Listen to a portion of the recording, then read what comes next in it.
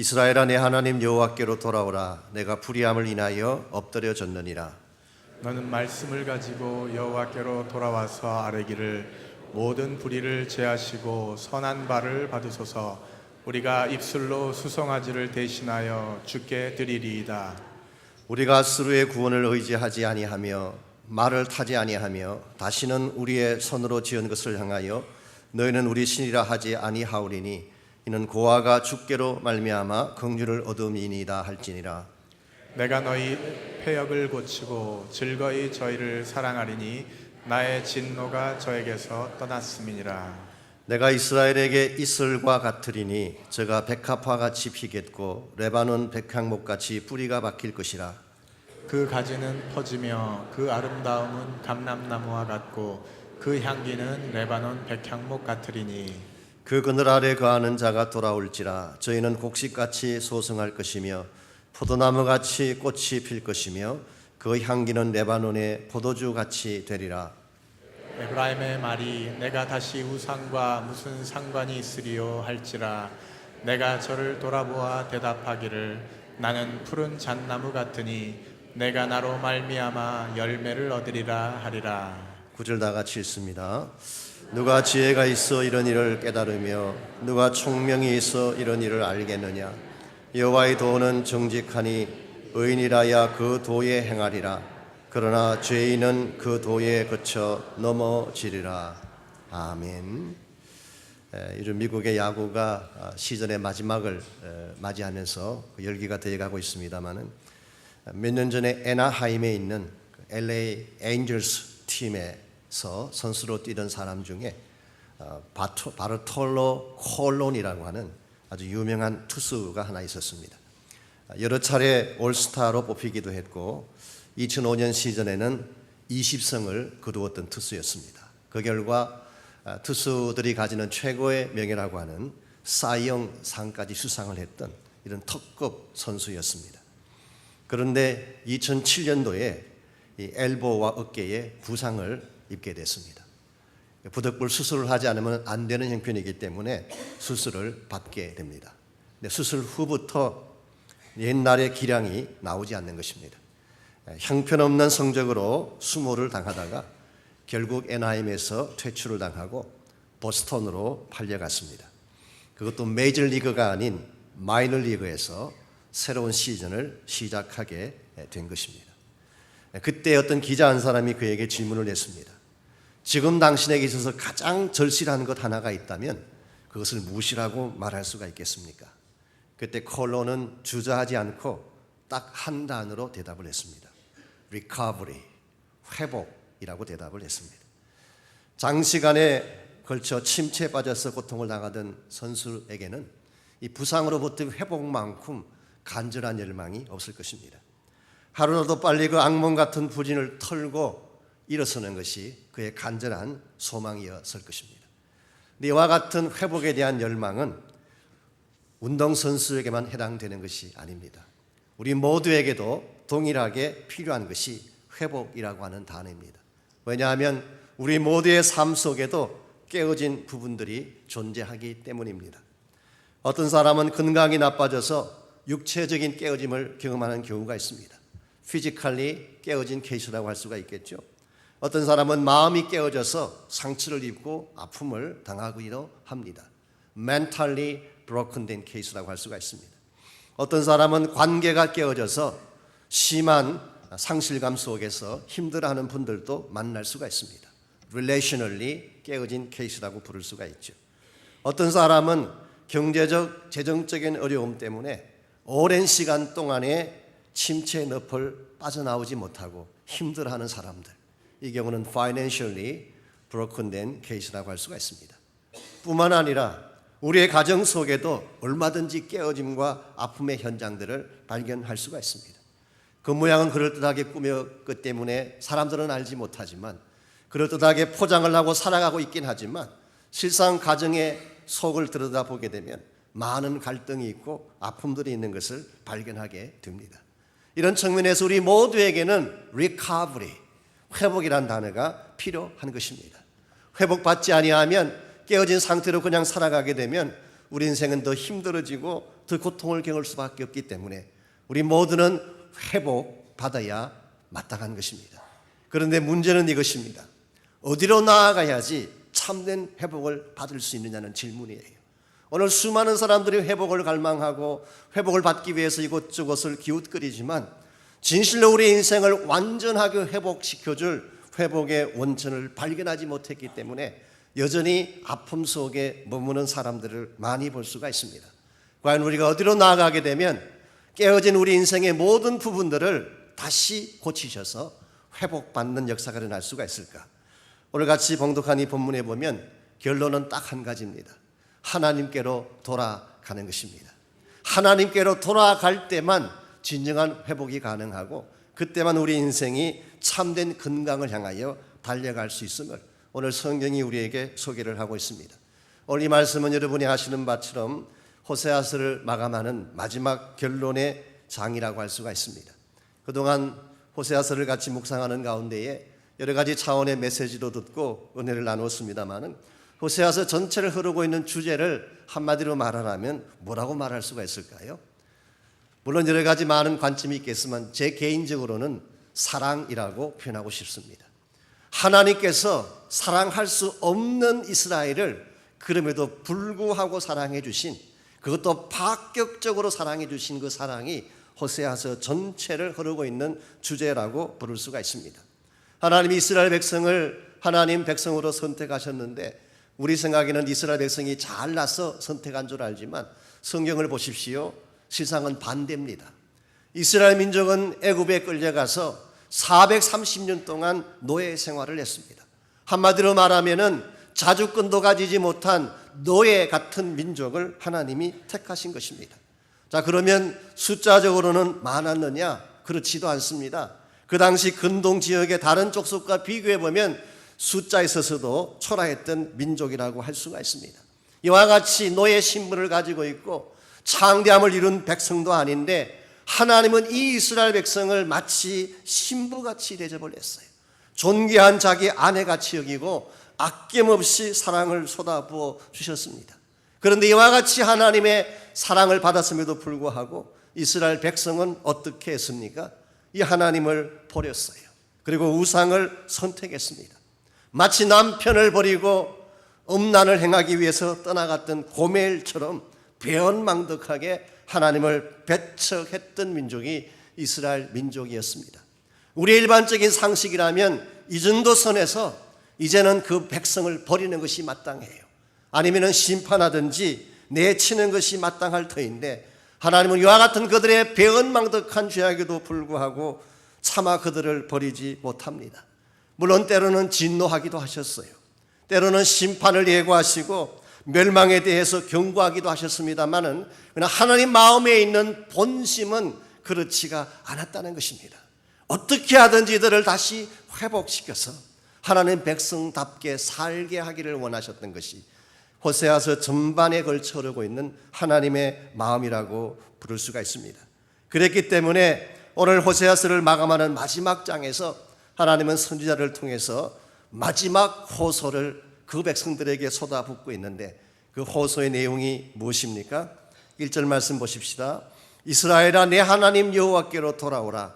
내가 불의함을 인하여 엎드려 졌느니라. 호세아 선지자가 그 배은망덕한 이스라엘 백성, 하나님을 멀리 떠났기 때문에 깨어지고 부서진 그 백성을 향하여 마지막 외치는 마지막 어필은 여호와께로 돌아오라는 것입니다. 돌아오되 그냥 돌아와서는 안 됩니다. 2절과 3절을 보시면은 그들이 스스로 고백하며 돌아오기를 원하는데 그 고백의 내용이 2절과 3절에 기록되어 있습니다. 너는 말씀을 가지고 여호와께로 돌아와서 아뢰기를 모든 불의를 제하시고 선한 바를 받아 주십시오. 우리가 입술로 수송아지를 대신하며 하여 주께 드리겠나이다. 우리 안에 죄악이 있었는데 죄악을 다 사하여 주십시오. 우리 안에 선한 것을 만들어 주시고 이제 하나님 앞에 수송아지를 제물로 드리던 우리가 입술로 이 제물을 드리고 싶습니다. 이걸 다른 말로 표현하면 형식적으로 제사하던 그들이 가슴을 통하여 하나님 앞에 나갈 것을 선포한 것이죠. 3절 말씀 우리가 아수르의 구원을 의지하지 아니하며 말을 타지 아니하며 그동안에는 아수르를 신뢰하고 그들을 붙잡기를 원했는데 더 이상 아수르를 믿지 않겠다고 말합니다. 말을 타지 않겠다는 표현은 이방 사람들이 타고 다니던 말, 이방 사람들의 군대를 상징하는 말을 더 이상 가지지 않겠다는 뜻입니다. 어제 전에 말씀을 드린 것처럼 이스라엘 땅에는 말이 다닐 길이 흔하지가 않습니다. 이 산 계곡이 많고 골짜기 많기 때문에 이스라엘 사람들이 주로 타고 다니는 동물은 나귀였습니다. 그러나 말이라고 하는 이 동물, 말을 가지고 전쟁에 사용하는 그 나라는 애굽을 비롯한 이방 국가이죠. 그러므로 더 이상 이와 같이 이방 사람들의 행적을 따르지 않겠다는 선포예요. 다시는 우리의 손으로 지은 것을 향하여 너희는 우리 신이라 하지 아니하오리니, 즉 우상을 더 이상 섬기지 않겠다는 고백입니다. 이는 고아가 주께로 말미암아 긍휼을 얻는 것과 같다. 마치 자기 자신들을 이제는 고아처럼 고백을 하고, 고아에게 가장 절실한 것은 부모님이에요. 아버지가 필요합니다. 그래서 정말 간곡함으로 사랑을 구하는 고아와 같은 입장으로 돌아가겠다고 오늘 성경에서 밝히고 있습니다. 그러므로 여기서 이스라엘 백성이 하나님께로 돌아오는 것은 단순히 돌아오는 것을 말하는 것이 아니라 그들의 마음을 새롭게 하고 새로운 결단과 고백으로 이제 하나님 한 분 외에는 다른 신이 우리에게 없음을 선포하고 하나님께로 심령을 다하여 돌아오는 것을 의미하는 것입니다. 이와 같이 진실된 마음으로 바른 고백으로 하나님 앞에 돌아오면 그때 하나님이 무엇을 해주실까요? 5절 말씀, 내가 이스라엘에게 이슬과 같으리니 저가 백합꽃같이 피겠고 레바논 백향목같이 뿌리가 박히게 되리라. 너희들이 나에게로 돌아오기만 하면 백합꽃같이 피어나는 민족이 될 것이다. 지금까지는 시들었던 민족, 멸망하고 수치를 당했던 민족인데 그 옛날의 영광을 다시 회복하고 그 아름다움을 회복시켜 주실 것을 말하는 것입니다. 뿐만 아니라 레바논의 백향목같이 뿌리가 깊이 박혀서 다시는 흔들리지 아니하고 다시는 뽑히지 아니할 그러한 민족으로 세우시겠다고 말씀을 하고 계십니다. 여러분, 여기 우리 모두가 붙잡아야 될 중요한 메시지가 들어있습니다. 우리가 어디까지 나갔을지라도, 우리의 모습이 어디까지 타락하고 전락했을지라도 참 회복의 원천이신 하나님께로 돌아오기만 하면 새 역사가 시작될 수가 있다는 것입니다. 여러분, 이스라엘 백성의 불행이 어디서부터 시작된 것인지 아십니까? 하나님을 떠남으로부터 시작된 것입니다. 우리 인생도 마찬가지예요. 하나님을 떠나는 순간부터 모든 불행과 문제가 시작되는 것입니다. 마치 탕자의 문제가 아버지 집을 떠남으로 비롯되어졌던 것처럼 이스라엘 백성이 하나님을 떠나는 순간부터 모든 불행과 모든 문제는 시작된 것이에요. 그들이 당해야 했던 수치도 하나님을 떠났기 때문이고, 그들이 당해야 했던 수많은 아픔과 상처도 하나님을 떠났기 때문이고, 나중에는 망한 민족이 되어서 뿔뿔이 흩어져서 방황하는 민족이 된 이유도 근본 원인은 하나님을 떠났기 때문입니다. 그러므로 이와 같이 깨어지고 부서지고 상처 입은 이 백성이 다시 회복되려면 생명과 능력의 원천이신 하나님께로 돌아오지 않고는 그 길이 없다는 것입니다. 오늘 여러분의 삶도 마찬가지입니다. 여러분에게 주어진 어려운 문제나 혹시라도 힘들어하는 아픈 현장이 혹시 있다면 여러분 환경 탓하고 제도 탓을 하고 주변 사람들을 탓을 하지만 근본 원인은 하나님을 떠남에 있다는 사실을 기억해야 됩니다. 우리 인간이 경험하게 되는 대부분의 불행은 하나님을 떠남으로부터 시작된 것입니다. 그래서 파스칼이 했던 유명한 말이 있죠. 하나님을 등지는 순간 우리는 모든 것으로부터 등을 지게 된다. 하나님을 떠나는 순간 생명이 끊어지는 것입니다. 하나님을 떠나는 순간 축복의 근원을 잃어버리게 되는 것입니다. 하나님을 떠난 인생에 아무리 발버둥 치고 애써도 인간 스스로의 능력으로 회복을 경험할 수 없습니다. 그러므로 여러분과 제가 진실로 회복을 원한다면, 그것이 개인적인 차원이든 공동체적인 차원이든 아니면은 민족적인 차원이든 진실한 회복을 원한다면 회복의 원천 되시는 하나님께로 나아가야 할 줄 믿습니다. 오늘 많은 분들이 이 사실을 알지 못하기 때문에 엉뚱한 곳을 두드리는 케이스를 많이 봅니다. 세상 사람들이 우리에게 무엇을 이렇게 제시하면 그게 길이 있는 줄 알고 그게 답이 있는 줄 알고 달려갔다가 속았구나, 잘못되었구나, 그렇게 후회하는 분들을 많이 볼 수가 있죠. 제가 언젠가 차를 타고 오다가 이 하이웨이에 광고판 세우는 것들이 많이 있잖아요. 이런 문구가 적힌 걸 보았어요. Do you have any drinking problem? 당신에게 혹시 마시는 문제가 혹시 있다면 call us, 우리에게 전화하십시오. 밑에 보니까 리코 스토어 주소가 적힌 걸 제가 보았습니다. 드링킹 프로블럼을 해결할 수 있는 길이 과연 그것일까요? 제가 신문에서 보았던 내용이긴 합니다만 어떤 리서치 결과 보고서 한 장이 이렇게 보도된 걸 보았는데, 많은 분들이 현대인들이 체중이 느는 것을 싫어해서 체중을 자꾸 감소하려고 하는데 그 리서치 결과 보고는 반대입니다. 체중이 늘면 오히려 베네핏이 많대요. 예를 몇 가지 들었는데, 첫 번째로 5 내지 10파운드가 늘어나면 웬만한 잔병이 다 사라지고 치매가 예방된다고 그렇게 되어 있어요. 15 내지 20파운드가 늘어나면 뉴모니아가 없어지고 인펙션을 막을 수가 있답니다. 30 내지 40파운드가 늘어나면 웬만한 암이 다 떠나가요.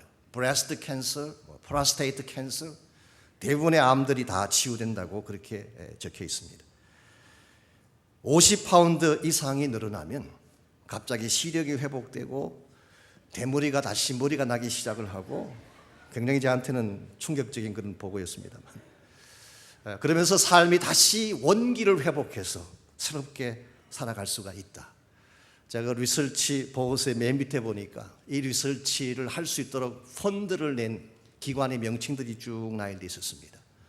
맥도날드, 크리스피 크림 도나스, 헤이건 데이즈 아이스크림 회사, 도미노 피자.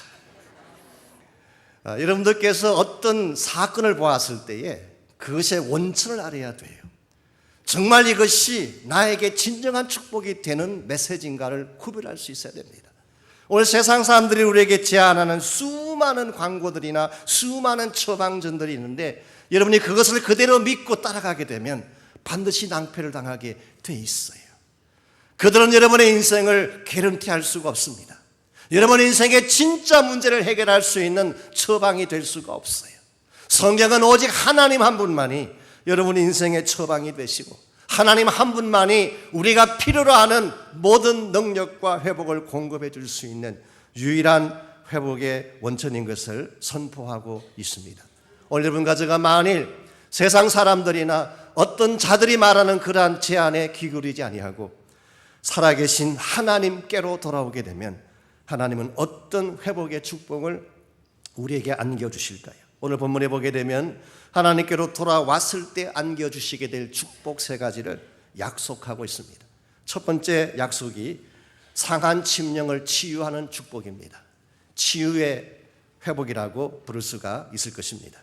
4절 말씀 보시면 내가 저희의 패역을 고치고 절거히 저희를 사랑하리니. 자, 이스라엘 백성이 하나님께로 돌아오게 되면 하나님이 행하실 첫 번째 액션이 뭐냐고 하면 그들의 패역을 고치겠다, 그렇게 말씀합니다.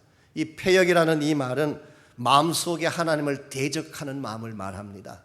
반항하는 마음, 거스리는 마음. 그래서 영어 성경은 rebellion, against 하는 마음, 이것이 바로 패역하는 마음이에요. 우리 마음속에 하나님을 대적하고 패역하는 마음이 있으면 이것이 하나님과 우리 사이를 가로막아서 하나님이 우리에게 쏟아 부어주기를 원하시는 사랑의 축복을 누리지 못하게 하는 것입니다. 우리의 마음속에 근본적으로 하나님이 싫어하고 미워하는 악이 자리 잡고 있게 되면 이 악이 여러분의 마음을 다 깨뜨려서 여러분 마음속에 질병이 일어나게 하고 고통이 주어지게 하는 것입니다. 여러분 영어로 질병이라는 단어가 disease잖아요. D-I-S-E-A-S-E. 이게 사실 두 단어가 합한 것이죠. dis라는 말과 ease. ease라는 말은 평안이라는 뜻입니다. 평안, 고요함, 이 안식, 이것이 바로 ease인데 그 앞에 D-I-S가 붙으면 이걸 깨뜨린다는 뜻이에요. 질병이라고 하는 것은 다른 것이 아닙니다. 내 마음의 평화가 깨어지면, 내 마음의 안식이 깨어지면 그때 질병이 찾아오는 것입니다. 오늘 여러분의 마음 가운데에 하나님을 대적하고 하나님을 떠나는 마음이 있어서 여러분의 심령 한가운데가 깨어져 있게 되면 깨어진 그 크랙 사이로 수많은 나쁜 것들이 여러분 심령 속을 파고 들어오는 것입니다. 원망이 시작됩니다. 선뿌리가 시작됩니다. 상실한 마음을 가지게 됩니다. 미워하고 증오하는 마음이 내 심령 속을 가득 채우게 되는 것이죠. 이와 같이 깨어진 마음, 상해버린 이 마음을 가지고는 결단코 행복을 누릴 수 없고, 이런 마음을 가진 상태에서는 하나님이 다가오셔서 우리와 같이 동행하실 수가 없습니다. 그래서 하나님께서는 하나님과의 관계를 회복하기 위해서 1차적으로 우리 안에 있는 죄악을 먼저 제하시겠다고 말씀하신 거예요. 너희 안에 있는 폐악을 치유하신 후에 그 다음 뭐라고 하셨습니까? 절거히 저희를 사랑하리라. 절거히 사랑한다는 말의 뜻은 하나님이 기쁨으로 사랑하신다, willingly 사랑하신다, 그런 뜻이에요. 우리가 죄를 마음에 품고 살면 하나님 우리를 사랑하실까요? 안 하실까요? 저는 그래도 사랑하신다고 믿습니다. 우리가 잘못하고 죄를 범해도 하나님은 still 우리를 사랑하세요. 그런데 하나님은 슬퍼하며 사랑하실 확률이 많습니다. 사랑하긴 사랑하는데 너가 왜 그러고 있느냐? 너가 왜 그 모양을 하고 있느냐? 부모가 자식이 아파하면은 자식을 사랑하긴 하지만 가슴이 메어지는 것처럼 하나님 우리를 사랑하시지만 우리 안에 폐악이 있고 하나님이 기뻐하지 않는 죄악들이 남아있으면 하나님 사랑하긴 사랑하시되 아파하며 사랑하시고 슬퍼하며 사랑하시고 때에 따라서는 우시며 사랑하실 가능성이 많아요. 근데 내 마음에 있는 죄가 처리되어지고 내 안에 담겨져 있던 모든 폐악이 다 사라지게 되어서 내 심령이 하나님의 은혜 가운데서 깨끗해지게 되면 절거히 사랑하리라, 기뻐하며 다가오시는 것입니다. 기쁨으로 나를 만나주시고 하나님과 나 사이에 아무런 막힌담이 없이 하나님과 교제하고 교통할 수 있는 축복이 우리 모두에게 주어지게 되는 것입니다. 이것이 여러분이 하나님께로 돌아갔을 때에 하나님께서 부어주시는 첫 번째 축복이에요. 오늘 많은 현대인들이 마음의 질병을 안고 살아갑니다. 그 질병 가운데 가장 무서운 것이 사실 디프레션이죠. 우울증이라는 질병이 있는데 그것 때문에 젊은이도 자살하고 나이 드신 분도 자살하고, 이건 뭐 연령, 환경 차이가 없어요. 이와 같은 마음의 질병들, 마음에 깨어진 이 모든 것들의 근본 뿌리를 여러분이 처리하지 아니하면 결단코 인생이 밝아질 수가 없습니다. 심리학자들이나 사이키아트리스트들, 이 정신의학을 공부하시는 분들은 우리에게 오라, 우리가 너희들을 상담해 주리라, 상담해주고 마음을 비워내게 하고 주어진 상황을 억셉트하게 하고 여러 가지 많은 치유 방법들을 이야기하죠. 상처를 드러내라, 말해버리라, 뭐 여러 가지 많은 제안들을 합니다만은 저는 개인적으로 그와 같은 제안이 필요 없다고 말하는 건 아닙니다. 어느 정도는 효과가 있겠지만 그러나 그것이 우리 마음의 죄악의 근본 뿌리를 처리하지는 못해요. 일시적인 치유밖에 안 되는 것입니다. 다시 반복될 수밖에 없어요. 내 마음속에 뿌리 내리고 있는 죄라고 하는 죄악의 근본 뿌리를 제거할 수 있는 능력은 오직 하나밖에 없습니다. 예수 그리스도의 보혈밖에 없어요. 그러므로 우리가 정말 내 마음에 있는 죄악이 처리되어지고 내 심령 속에 남아있는 폐악들이 처리되어지기를 원한다면 십자가의 앞에 나아가야 될 줄 믿습니다. 하나님께로 나아가되 십자가의 능력을 붙잡고 보혈이 내 심령 속을 장악하게 하셔서 그 보혈의 뿌리심을 받고 내 마음속에 있던 죄악의 근본 뿌리들이 처리되기 시작함으로써 여러분의 인생 가운데 새로운 회복이 일어나고, 이것이 우리 회복의 첫 단계라고 부를 수가 있어요. 우리 삶이 회복되기를 원한다면 1차적으로는 마음의 회복, 심령의 회복이 필요한 것입니다. 두 번째로 하나님께서 우리를 회복하기 위해 주시는 축복이 이슬 같은 은혜를 주시는 축복입니다. 이슬 같은 은혜. 5절 말씀 보시면 내가 이스라엘에게 이슬과 같으리니 저가 백합꽃같이 피겠고 레바논 백향목같이 뿌리가 박힐 것이라. 여기서 하나님 자신을 이슬과 같은 분으로 그렇게 묘사를 하고 있습니다. 여러분, 이슬이라고 하면 떠오르는 이미지가 무엇입니까? 아주 청초한 이미지, 마운틴 듀, 높은 산에서 맺혀지는 이슬. 사실 음료수 이름이기도 합니다만은 한국 분들 같은 경우는 이슬 그러면은 입맛을 쩍쩍 다시는 분도 계시는데 우리 참이슬 뭐 이런 거 생각하시겠죠. 제가 70년대 초반에 대학을 다녔던 사람들은 이슬 그러면은 양희은이가 생각납니다. 아침 이슬. 이 사람들마다 이슬에 대한 그 연상이 다 다른데요. 오늘 본문에 나오는 이스라엘 백성들에게 있어서 이슬이라는 것이 의미하는 바가 어떤 것인가? 여러분, 이스라엘의 그 기후는 건기가 있고 우기가 나누어져 있습니다. 항상 비가 오는 것도 아니고 항상 마른 것도 아니에요.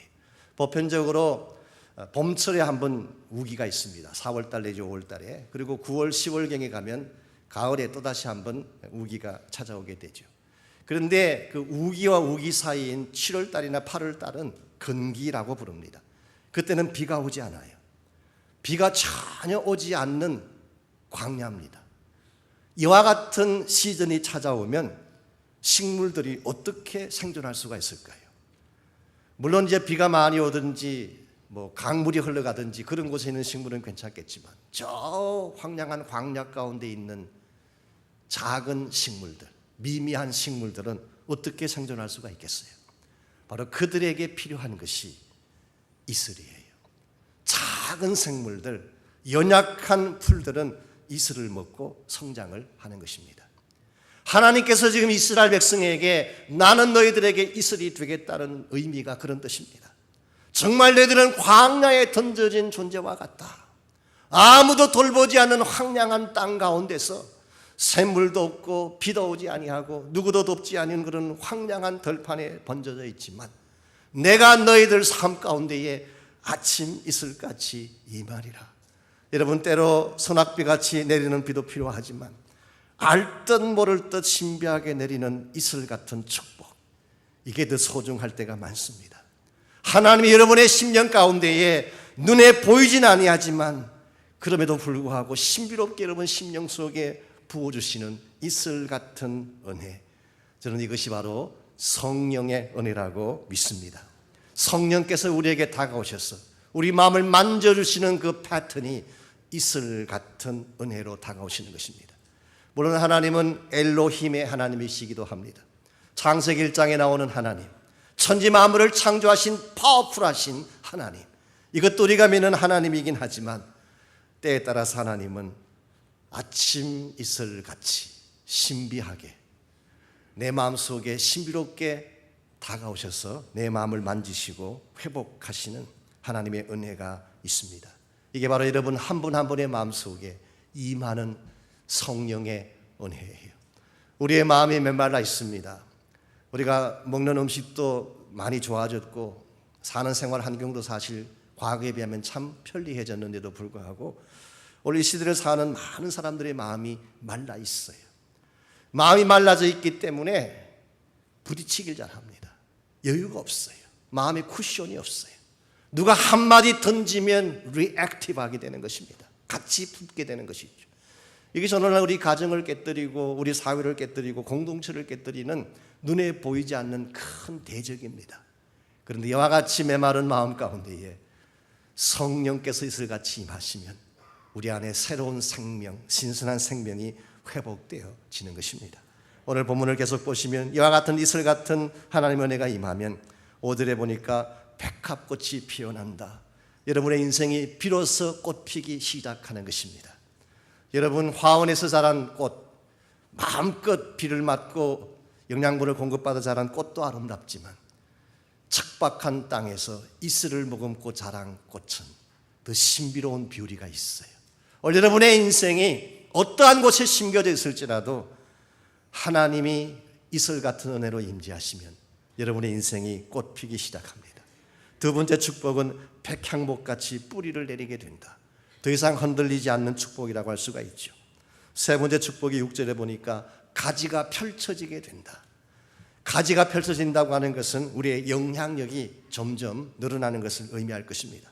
뿐만 아니라 향기가 나게 된다. 우리 마음속에 은혜가 임하면 여러분 삶에 향기가 나타나기 시작을 해요. 그리고 다섯 번째로 7절에 보니까 그 그늘 아래 거하는 자들이 돌아오게 될 것이다.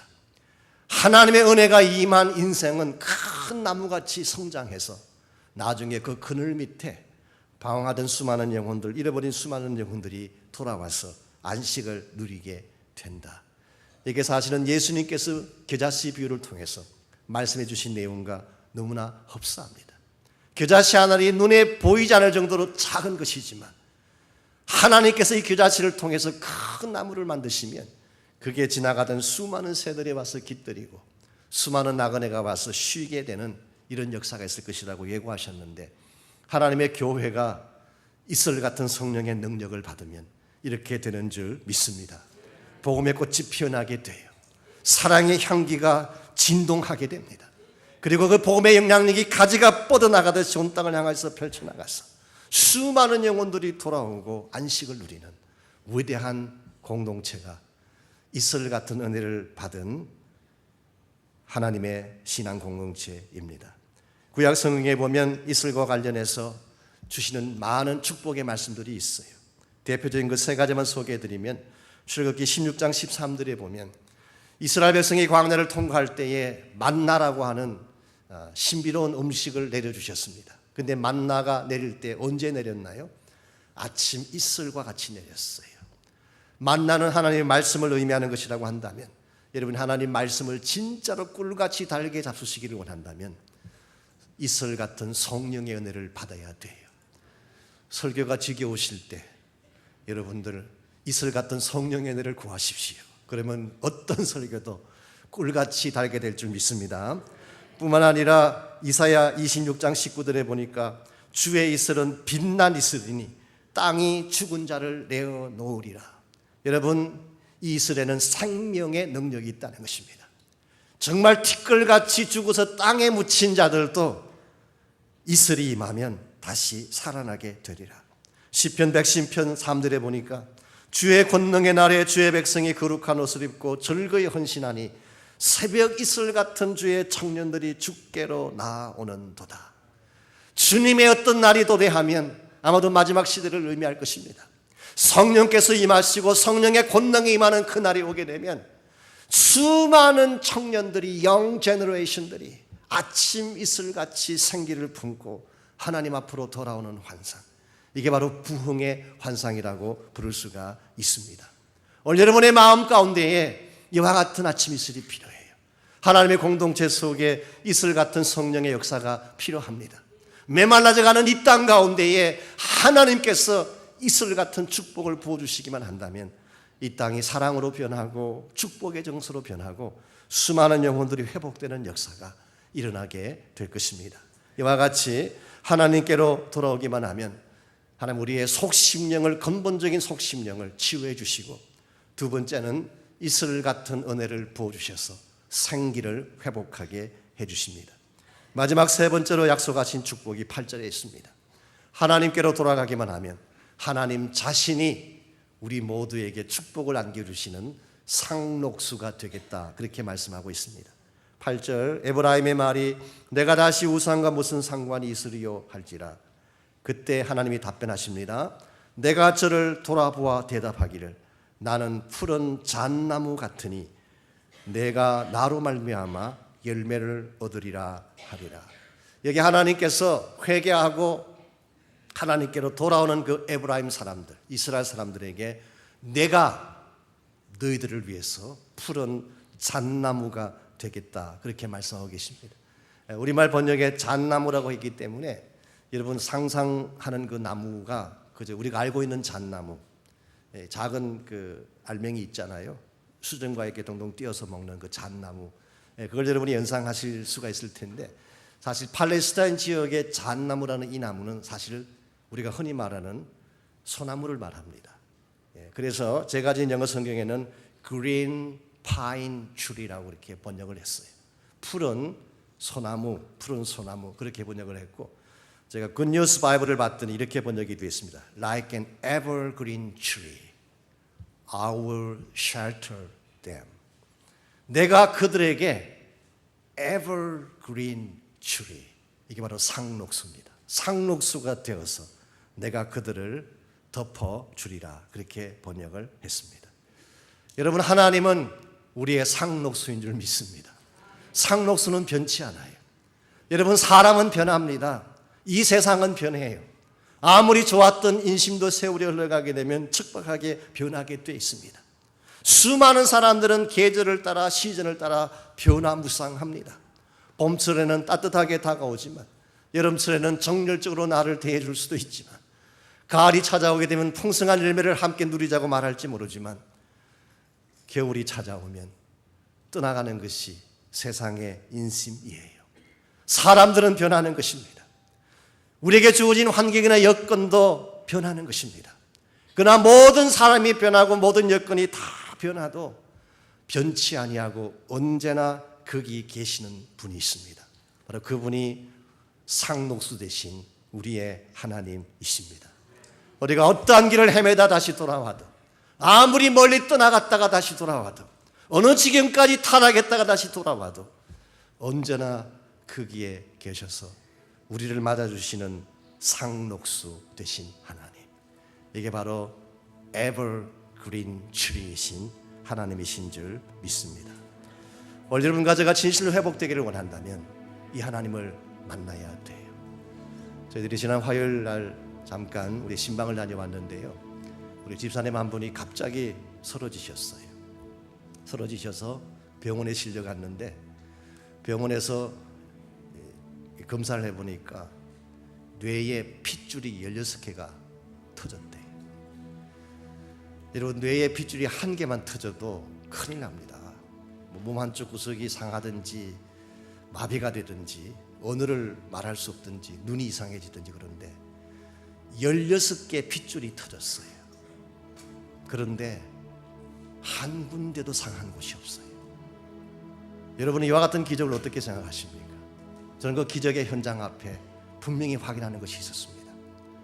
그 집사님이 쓰러지는 바로 그곳에 하나님이 계셨구나.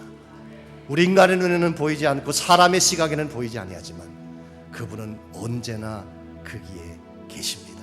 여러분이 위기를 당할 때, 여러분이 고통을 당할 때, 사람들에게 버림받고 상처받아서 신음하며 울먹일 때에 He is there as your evergreen tree. 여러분의 상록수가 되어서 여러분 곁에 계실 것입니다. 우리가 이 사실을 기억하고 오늘 아침 하나님께로 돌아와서 다시 하나님의 은혜를 붙잡는 그런 시간 갖기를 원합니다. 우리 시간 나같이 우리 기도하실 때에 나의 인생이 어디까지 왔을지라도, 어디까지 전락하고 어디까지 깨어졌을지라도 돌아오기만 하면 받아주실 하나님이 계신 것을 믿고 여러분 마음의 상처를 그분 앞에 토해내십시오.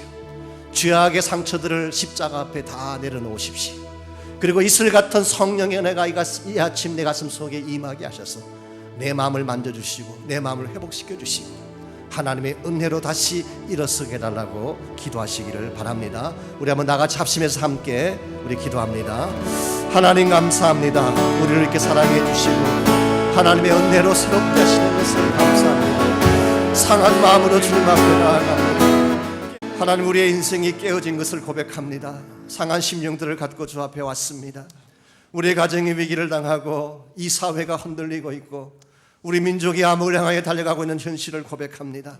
주님만이 회복자이시며 주님만이 해결자인 것을 고백하오니 다시 한번 우리 모든 민족이 주 앞으로 돌아가서 살아계신 하나님을 붙잡게 하여 주시고 하나님께서 주시는 심령의 치유를 맛보게 하시며 이슬 같은 은혜를 맛보게 하시며 주께서 다시 우리를 독수리같이 올라가게 하시는 그 능력과 권세를 맛보게 하여 주셔서 참마지막 시대 하나님 백성들답게 바르게 달려갈 수 있는 우리 모두 되게 하여 주시옵소서.